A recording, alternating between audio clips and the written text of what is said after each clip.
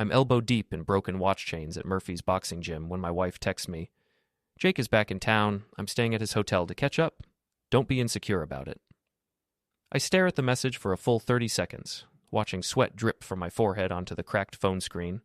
Jake, her college boyfriend who supposedly turned out to prefer men, the one she always mentions with that wistful smile, like he's some tragic romantic figure instead of just another guy who couldn't commit. My name is Alex Morrison, and I fix broken things for a living. Watches, jewelry, the occasional antique clock, anything with tiny moving parts that people treasure enough to repair instead of replace. It's honest work, inherited from my father, along with the cramped shop on Elm Street and a healthy distrust of people who use words like catch up when they mean something else entirely. Sounds fun, I text back, because what else do you say when your wife of 3 years announces she's spending the night with her ex? But I'm already picturing her face when she tries to get back into our apartment tomorrow and discovers the locks have been changed. The gym smells like old leather and honest sweat. Nothing like the pretentious coffee shop Clarice runs downtown. She calls it the Literary Bean and charges $7 for drinks with names like Proust's Passion and Hemingway's Hangover. I call it overpriced caffeine for people who want to feel smart while scrolling through social media. Big Walt, the gym owner, notices me staring at my phone. "Bad news, kid?" "Just my wife announcing her overnight adventure with an ex-boyfriend," I say, sliding the phone back into my pocket. Apparently I'm not supposed to be insecure about it. Walt grunts, which in his vocabulary covers everything from sympathy to disgust. He's been married 4 times, so he knows the territory. "What you gonna do?" "Nothing stupid," I lie. The truth is, I've been watching the signs for months. The late nights at the café that stretched later and later. The new clothes she couldn't quite explain. The way she started holding her phone face down during dinner, like it contained state secrets instead of customer reviews and supplier invoices. And then there was Jake. Before we deeper into this story, I have one small request. Please subscribe, drop a like, comment, and hit that hype button to boost this channel so more people can discover these incredible Reddit stories. She'd mentioned him casually at first, just an old friend passing through town, someone she'd bumped into at the farmer's market. But casual mentions became regular updates. Jake was thinking of relocating here. Jake had such interesting stories about his travels through Eastern Europe. Jake understood the challenges of running a small business in a post-industrial economy. Jake, Jake, Jake. I finish cleaning the watch chains and pack up my tools. The gym is nearly empty now, just a few diehards working the heavy bags and the eternal sound of rope slapping against concrete. This place keeps me sane, gives me somewhere to go when the apartment feels too small and Clarice feels too distant. The drive home takes me past the Literary Bean, and I slow down despite myself. Through the big front windows, I can see the usual evening crowd. College students with laptops, middle-aged women in book clubs, the occasional businessman trying to look intellectual. No sign of Clarice, which makes sense since she's supposedly at some hotel with Jake. Our apartment is on the 2nd floor of a converted Victorian house, the kind of place that looks charming in real estate photos but reveals its flaws quickly. Thin walls, creaky floors, a landlord who considers duct tape a permanent repair solution. But it's been home for 3 years, filled with the accumulated debris of a marriage that seemed solid until it wasn't. I climb the stairs slowly, keys already in my hand, and that's when I notice Clarice's tablet sitting on the kitchen counter. She never leaves it behind. It contains her whole business, from inventory spreadsheets to social media accounts. Forgetting it seems impossible, unless she was distracted by something more important, or someone. The screen lights up when I touch it. No password protection because we don't keep secrets from each other. The irony would be funny if it didn't make me want to punch something. Her text messages are right there, a conversation thread with someone named Jay that goes back weeks. I scroll up to the beginning, and my stomach drops like a stone through water. "Can't wait to see you again. It's been too long." From Clarice, sent 3 days ago. "I've missed you too. This time will be different, I promise." From Jay, with a timestamp showing he replied within minutes. "Alex suspects something. We need to be careful." Clarice again. "Don't worry about Alex. He's not exactly the confrontational type, is he?" That one stings because it's true. I've spent our entire marriage avoiding conflict, smoothing over problems instead of addressing them. The accommodating husband, the understanding partner, the guy who doesn't make waves even when the boat is clearly sinking. But the real punch comes in the next exchange, from just this morning. "I told him you were gay. He actually believed it." Clarice, followed by 3 laughing emojis. "Poor bastard. Does he really think you'd spend the night with your gay college friend? Jake's response, with his own string of laughing emojis. I set the tablet down carefully, my hands steadier than they have any right to be. There's a strange clarity that comes with absolute betrayal, like walking outside during a thunderstorm and finally understanding why the air feels so electric. They think I'm pathetic. The understanding husband who swallows every lie and asks for seconds. The guy who works with tiny broken things because he can't handle anything larger or more complicated. They're about to learn how wrong they are. I walk to the bedroom and pull out the suitcases from under the bed.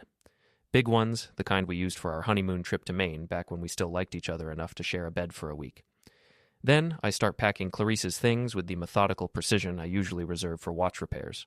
Clothes from the dresser, folded neatly, shoes from the closet, paired and organized, books from her nightstand, the pretentious literary novels she reads to maintain her coffee shop image, toiletries from the bathroom, including the expensive face cream she orders online and the birth control pills she's been taking religiously despite our supposed attempts to start a family. Everything goes into the suitcases, every trace of her 3-year presence in this apartment. I'm not angry, anger is hot and sloppy, and this requires precision. I'm something colder and more focused, like a surgeon removing a tumor. The jewelry box on her dresser contains mostly cheap fashion pieces. But there's one item that makes me pause. The wedding ring I made for her myself, a custom piece with a small diamond surrounded by tiny emeralds. She stopped wearing it 2 months ago, claiming it caught on everything at the café. I pocket the ring. Not out of sentimentality, but because it's evidence of what we used to be before Jake and his European adventures entered the picture. By midnight, the apartment looks like Clarice never lived here. Her suitcases are loaded in my truck, along with boxes of books, kitchen gadgets she insisted we needed, and the expensive coffee machine that turned our counter into a shrine to her business. The storage facility on Route 9 is one of those 24-hour places with keypad locks and security cameras that probably haven't worked since the Clinton administration.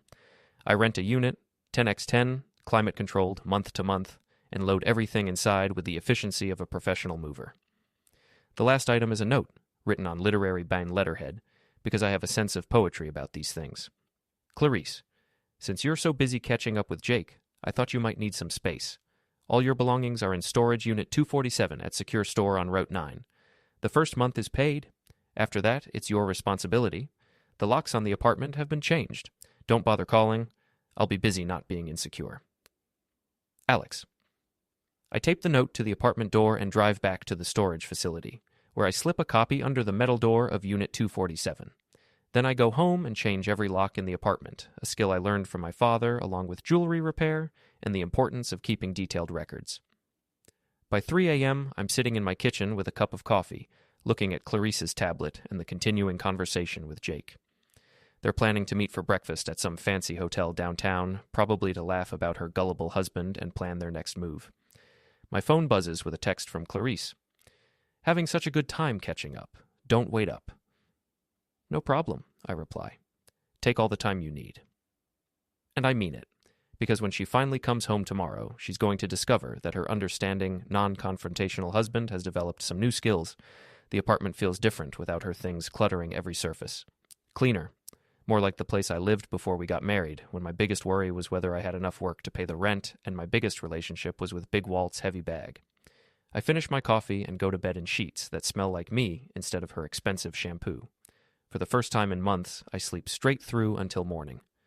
I'm opening the jewelry shop when my phone starts buzzing like an angry wasp. 7 missed calls from Clarice, followed by a string of texts that would make a sailor proud. She's discovered the lockout. What the hell is wrong with you? Open this door right now. I'm calling the police. The last one makes me smile as I flip the shop sign from closed to open. Good luck explaining to the cops that your husband changed the locks after you spent the night with your boyfriend. I'm sure they'll be very sympathetic. The shop is my sanctuary, a narrow slice of downtown real estate squeezed between a used bookstore and a place that claims to sell vintage clothing, but mostly peddles overpriced junk to college students. My father bought this building in 1987, back when downtown had a pulse, and I inherited it along with his tools and his reputation for honest work. The morning passes quietly. A few regular customers, a college kid who needs his grandfather's pocket watch cleaned, an elderly woman whose engagement ring needs resizing. Normal people with normal problems, the kind I can actually solve with patience and skill. Around 11, the bell above the door chimes and Marla walks in. Clarice's best friend and business partner, a sharp-faced woman who's never liked me and doesn't bother hiding it. She's wearing her usual uniform of black clothes and artistic attitude, like she's auditioning for a role in a coffee commercial. "We need to talk," she says without preamble. "Do we?" I don't look up from the watch I'm working on, a delicate piece that requires steady hands and complete attention. Because I'm pretty busy here. Clarice is having a breakdown. She can't get into the apartment, her stuff is gone, and she has no idea what's gotten into you. Maybe she should ask Jake. He seems to have insights about my personality. Marla's face shifts, just slightly, but I catch it. She knows about Jake. Of course she does. Clarice tells her everything, probably including details about her overnight adventures that I'm better off not knowing. "Look, Alex, I get it. You're upset, but this is childish. You can't just lock her out of her own home." "Actually, I can. My name is on the lease. Her name isn't." This is technically true, though we've lived there together for 3 years, and common law would probably give her some rights. But Marla doesn't know the legal details, and the uncertainty flickers across her face like a candle in wind. "She needs her things," Marla says, trying a different approach. "Her clothes, her business files, everything. They're in storage, Unit 247 at Secure Store on Route 9. She has the address." "You expect her to pay for storage?" "I expect her to take responsibility for her choices." I finally look up from the watch, meeting Marla's angry stare with calm indifference. "She wanted space to catch up with Jake. I'm giving her all the space she needs." Marla leans forward, her voice dropping to what she probably thinks is a threatening whisper. "You're making a mistake, Alex. Clarice has friends in this town, people who care about her. You don't want to make enemies." "I already have enemies," I say, returning to the watch. "They just used to pretend to be friends." She leaves without another word, the door slamming hard enough to rattle the display cases. But I'm already thinking ahead to the next phase. Because Marla's visit confirms what I suspected. They're going to try to turn this around, make me the villain in their little drama. That's fine. I've been underestimated my whole life. The quiet guy who fixes broken things, who doesn't make waves, who can be safely ignored while more interesting people live more interesting lives. They're about to discover that quiet doesn't mean weak, and patient doesn't mean stupid. My phone buzzes again. This time it's a call from a number I don't recognize, but I answer anyway. "Alex, this is Jake." The voice is smooth, confident, with just a trace of an accent that probably sounds exotic to people like Clarice. "I think we should talk." "Do we? Because I'm pretty busy here." "Look, I know you're upset about last night, but you're overreacting. Clarice and I are old friends. Nothing happened." "Define nothing." There's a pause, and I can practically hear him recalculating his approach. "We talked. About old times, about her business, about life. That's all. In a hotel room. She needed somewhere to stay. Her apartment situation seemed complicated." The casual lie is almost impressive. He's good at this, probably had plenty of practice manipulating people who want to believe his stories. But I've read their text messages. I know exactly how complicated he thinks I am. "Here's what's going to happen, Jake," I say, my voice steady and conversational. "You're going to stay away from my wife. You're going to leave town. And you're going to forget this place exists." He laughs, actually laughs. "Or what? You'll change more locks? File a complaint with the Better Business Bureau? Or I'll make your life here very uncomfortable. I know this town, Jake. I know the people, the businesses, the way information travels. You're nobody here. Just another outsider with a European accent and too much confidence. I can make you disappear without laying a finger on you." The laughter stops. "Are you threatening me?" "I'm explaining reality. This is my town, my territory, my life. You're a tourist who's overstayed his welcome." I hang up before he can respond, then immediately call the storage facility. The manager, a guy named Pete who brings me his father's military watches for maintenance, is happy to help with a small favor. If anyone asks, Unit 247 was paid for 1 month only. After that, standard policy applies, late fees, then auction. Next, I call my friend Danny, who works at the local newspaper. Not for a story, just for information. Who's staying at which hotels, what kind of car they're driving, how long they're planning to stick around. Danny owes me a favor from when I fixed his grandmother's antique brooch, and he's always been curious about the coffee shop crowd. By closing time, I have a complete picture of Jake's situation. He's staying at the Riverside Inn, driving a rental car with Massachusetts plates, and according to the hotel clerk who brings me her jewelry for cleaning, he's paid up through the weekend. Not exactly a long-term commitment to relocating here. I'm locking up the shop when I see them across the street. Clarice, Jake, and Marla huddled outside the literary bean like conspirators planning a revolution. Clarice looks tired and angry. her hair pulled back in a messy ponytail and her clothes wrinkled from sleeping in them. Jake stands close to her, one hand on her shoulder in a gesture that's probably meant to look supportive but reads as possessive. Marla keeps glancing around like she expects trouble. They're probably planning their next move, figuring out how to paint me as the unreasonable one, the controlling husband who can't handle his wife having friends. It's a good strategy, and in a different situation, it might even work.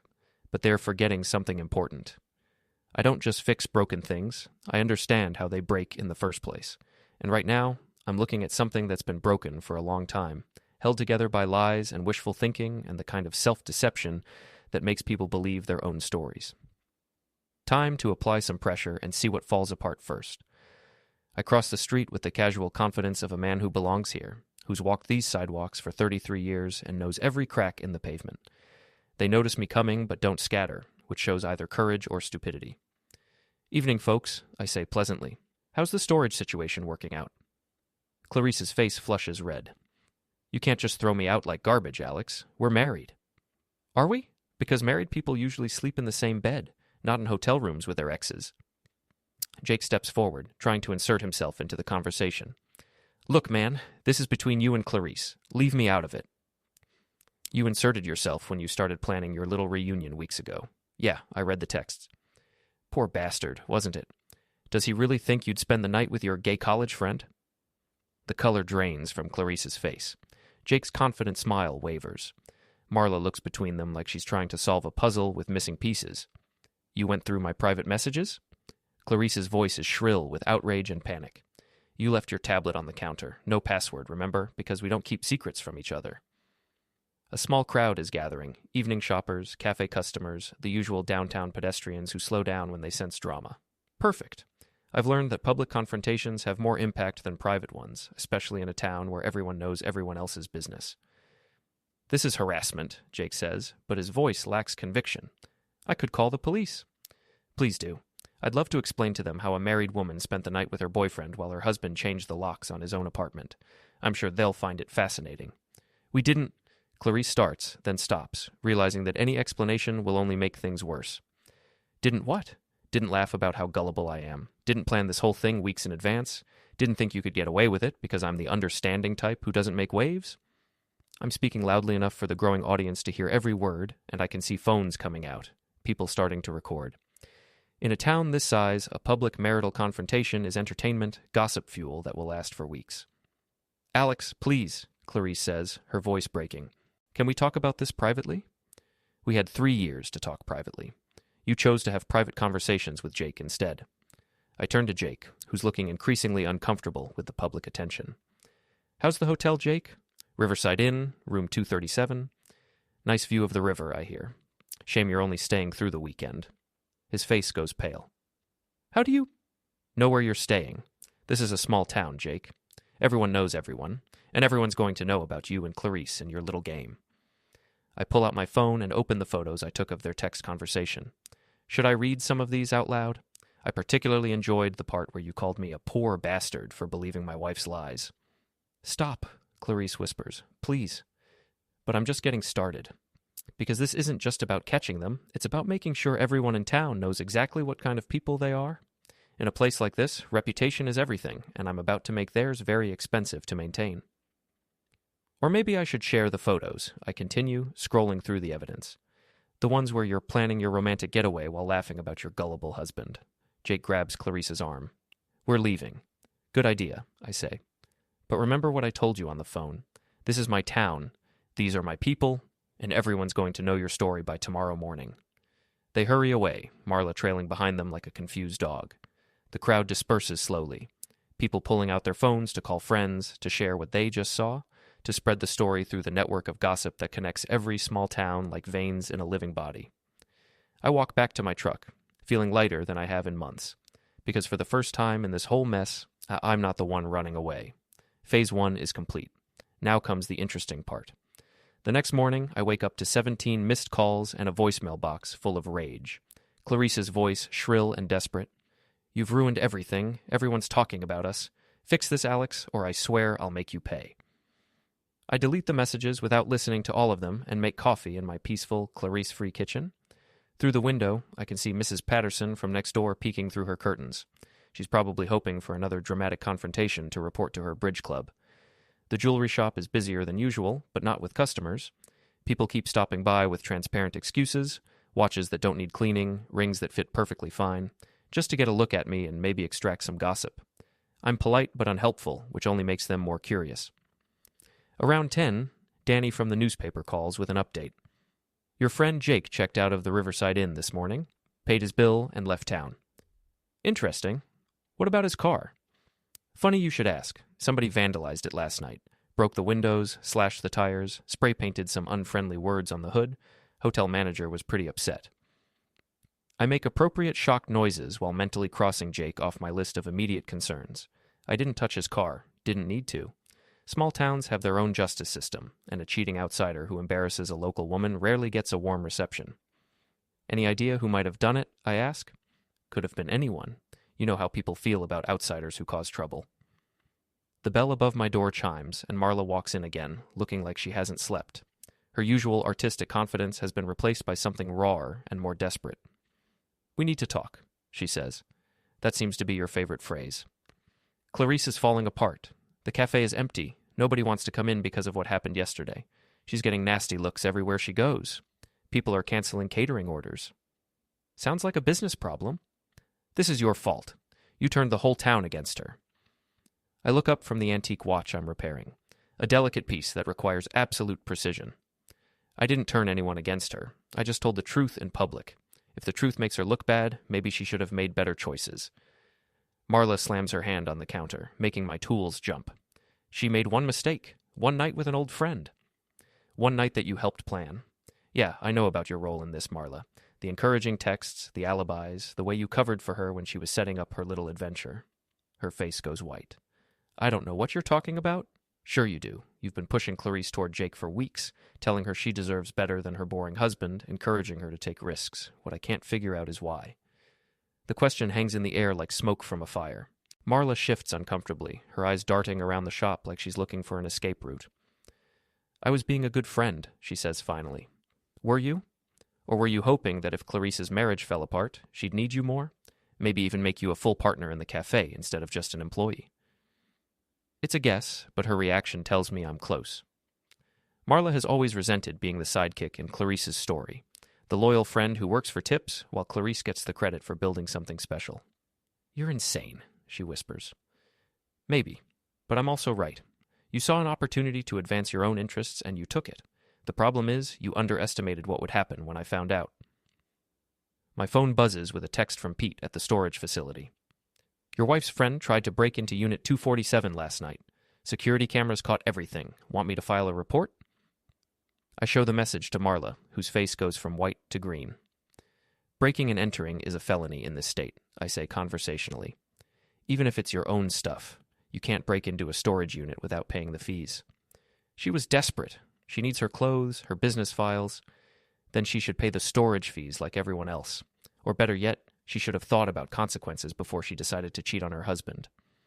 Marla leans forward, her voice dropping to a hiss. You can't keep doing this. Clarice has rights. She can get a lawyer, fight the lockout, make you look like the bad guy. She can try, but lawyers cost money, and from what I hear, the cafe isn't exactly profitable these days. Hard to pay legal fees when your customers are boycotting you. The truth is, I'm not sure about the legal aspects of what I've done. Changing the locks might be questionable, and the storage situation could be problematic if Clarice really pushes it. But Marla doesn't know that, and uncertainty is a powerful weapon. What do you want? She asks finally. I want my wife to face the consequences of her actions. I want Jake to stay gone, and I want you to stop pretending you're an innocent bystander in this mess. And if we do that, if Clarice apologizes, if Jake stays away, if I back off, will you stop? I pretend to consider this, like I'm a reasonable man open to negotiation. Maybe, but the damage is already done, isn't it? Everyone knows the story now. Clarice's reputation is ruined, the cafe is struggling, and her marriage is over. What exactly would I be stopping? Marla stares at me like she's seeing me for the first time. You're not the same person. No, I'm not. The old Alex was understanding and accommodating and willing to ignore problems for the sake of peace. The new Alex pays attention and takes action and doesn't care who gets hurt when the truth comes out. She leaves without another word, and I return to the antique watch. It's a beautiful piece, probably worth more than most people make in a month, but it's been neglected for years. The gears are gummed up with old oil, the springs are weak, and the case is tarnished from poor storage. Some things can be repaired with patience and skill, others are too broken to save. The afternoon brings more visitors. Clarice's father, a stern man who's never liked me but now seems to think I'm the devil incarnate. 2 of her college friends who drove up from Boston after hearing the story through social media. Even the mayor's wife, who claims she needs a necklace clasp repaired but really wants to know if I'm planning to run for city council on a platform of moral restoration. I'm polite to all of them, professional and unhelpful. Yes, I change the locks. Yes, I put her things in storage. No, I don't plan to take her back. No, I don't think I'm being unreasonable. By closing time, I'm exhausted from maintaining my calm facade. The truth is, I'm not as cold and calculating as I pretend to be. Part of me, a part that's getting smaller every day, still loves the woman I married, still remembers the good times before Jake and his European adventures entered our lives. But that part of me is outnumbered by anger and betrayal and the bitter satisfaction of finally fighting back instead of just absorbing punishment. I'm locking up the shop when I notice the envelope slipped under the door. My name is written on the outside in Clarice's careful handwriting, the same script she uses for the Literary Beans menu boards. Inside is a single sheet of paper, a letter that starts with Dear Alex and ends with Love always, Clarice. In between, she apologizes for everything, the lies, the cheating, the way she took me for granted. She admits that Jake was more than just a friend, that she was planning to leave me for him, that she's been unhappy in our marriage for over a year. But Jake is gone now, scared off by the public humiliation and the vandalized car. The café is failing, her friends are abandoning her, and she has nowhere to go. She's staying in a motel room that costs $60 a night, money she can't afford to spend. She wants to come home. She wants to work things out. She promises to be the wife I deserve if I'll just give her another chance. I read the letter twice, then fold it carefully and put it in my pocket. Tomorrow I'll show it to Big Walt at the gym, maybe get his opinion on whether people can really change or if they just get better at hiding who they really are. Tonight, I'm going home to my clean, quiet apartment where nobody lies to me and nobody laughs about my gullibility with their secret boyfriends. The old Alex might have been moved by Clarice's letter, might have seen it as an opportunity for reconciliation and healing. The new Alex recognizes it for what it is, a desperate attempt to avoid consequences, written by someone who's sorry she got caught but not sorry for what she did. Some things can be repaired, others need to be discarded so you can build something better. I'm finally learning the difference. 3 weeks pass before I see Clarice again. 3 weeks of running her storage bill up to nearly $400, 3 weeks of watching the Literary Bean lose customers and staff, 3 weeks of polite inquiries from well-meaning neighbors about when we might reconcile. The answer is never, but I keep that to myself. She's waiting outside my shop when I arrive Monday morning, sitting on the bench across the street like a refugee from her own life.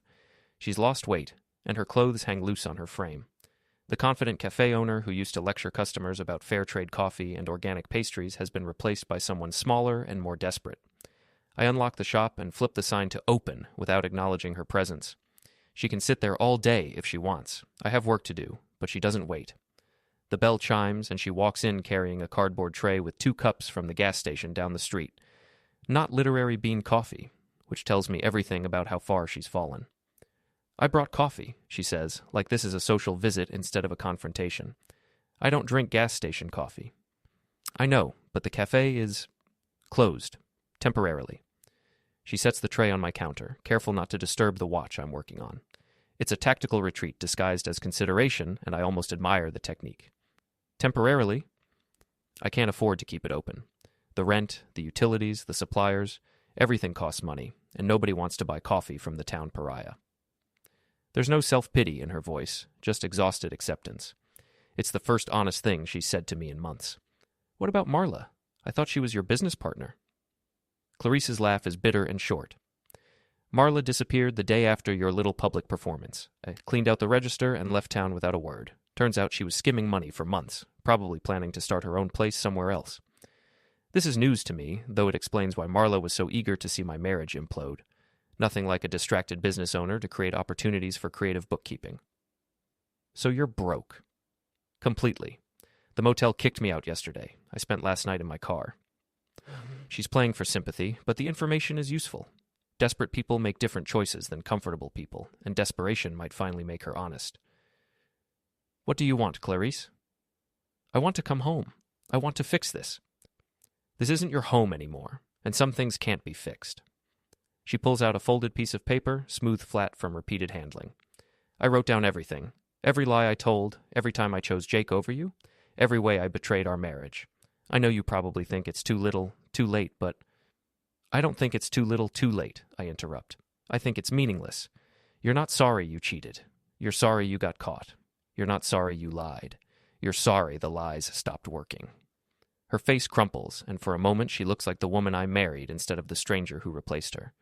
But the moment passes, and I see the calculation return to her eyes. You're right, she says quietly. I'm sorry I got caught. But I'm also sorry I did it in the first place. I know the difference, even if you don't believe me. Prove it. How? I set down my tools and give her my full attention for the first time since she walked in. Tell me why, not the surface reasons, not the things you think I want to hear. Tell me why you decided I wasn't enough anymore. She's quiet for a long time, staring at her hands like they might contain answers. When she finally speaks, her voice is so soft I have to lean forward to hear her. Because you were safe. Because I knew exactly what my life would look like in 10 years, 20 years, 50 years. You fixing watches, me running the café, both of us getting older and smaller and more invisible until we died without ever really living. And Jake was different? Jake was possibility, adventure. He'd been everywhere, done everything, met people I'd only read about in books. He made me feel like I could be someone important instead of just the woman who makes overpriced coffee for college students. It's the most honest thing she's ever said to me, and it hurts worse than all the lies combined. Because she's not wrong, I am safe, predictable, the kind of man who builds a quiet life and maintains it with steady hands and careful attention. So why come back? Jake's gone. The cafe is closed. What's left? You are. The real you. Not the safe version you've been showing me for 3 years. The man who changed the locks and put my stuff in storage and turned the whole town against me. That's someone I never met before. She reaches across the counter and touches my hand, her fingers cold from the morning air. I know I don't deserve another chance. I know I destroyed everything good between us, but I also know that the man who planned this revenge is someone worth fighting for. It's a good speech, probably rehearsed during the long nights in her car. And part of me, the part that remembers how she used to laugh at my jokes and steal bites of my dinner, wants to believe her. But I've learned too much about myself these past few weeks to go backward. You're right about one thing, I say, gently removing my hand from hers. You never met the real me, but that's not because I was hiding, it's because you never bothered to look. I walk around the counter and open the shop door, holding it for her like a gentleman ending a date. Your stuff is still in storage. Unit 247, the bill is up to $400, but Pete might work out a payment plan if you ask nicely. She stands slowly, like an old woman with arthritis. That's it? 3 years of marriage, and that's it? 3 years of marriage ended the night you went to Jake's hotel room. This is just paperwork. She walks to the door, then turns back one last time. I loved you, Alex. Maybe not the right way, maybe not enough, but I did love you. I know, I say. That's what makes this so sad. After she leaves, I lock the door and flip the sign back to closed. Then I sit behind my counter and finish the watch I've been working on, a complicated piece that requires absolute precision and complete attention. Some things can be repaired with patience and skill. Others are too broken to save, no matter how much you might want to fix them. The difference is knowing which is which and having the courage to act on that knowledge. By the time I finish the watch, it's running perfectly, keeping time with mechanical precision that will last for decades if properly maintained. I wrap it carefully and set it aside for the customer who trusted me to restore something precious that had been neglected for too long. Then I close the shop and drive home to my quiet apartment, where I'll spend the evening reading a book instead of listening to lies, drinking coffee I made myself instead of overpriced pretension, and sleeping in a bed that belongs entirely to me. It's not the life I planned when I married Clarice 3 years ago, but it's honest, and it's mine, and it's built on truth instead of wishful thinking. For the first time in months, that feels like enough. Epilogue. 6 months later, the divorce papers arrive on a Tuesday morning, signed and notarized and final. I file them in the folder I keep for important documents between my business license and my father's will. 3 years of marriage reduced to legal paperwork and a property settlement that gives me the apartment and leaves her with debt. The literary bean never reopened. The space is now a pizza place run by a family from New York who don't know the history and don't care about the gossip. They make decent coffee and better sandwiches, and they don't charge $7 for drinks with pretentious names. Clarice left town in February, owing money to half the businesses on Main Street and trailing rumors like a comet's tail. Someone said she moved to Portland, someone else heard Boston. I don't ask for details because I don't care where she lands as long as it's not here. Marla never came back. Pete at the storage facility says she called once asking about Unit 247, but he told her the contents had been auctioned for unpaid fees. That was a lie. I'd paid the bill and moved everything to my apartment's basement, but some lies are kinder than the truth. Jake sent a postcard from Prague 3 months ago, addressed to the jewelry guy, with a message that read, "No hard feelings." I threw it away without reading it twice. The shop is busier now. Word spread about the man who fought back instead of just accepting betrayal, and apparently that's the kind of reputation that brings customers.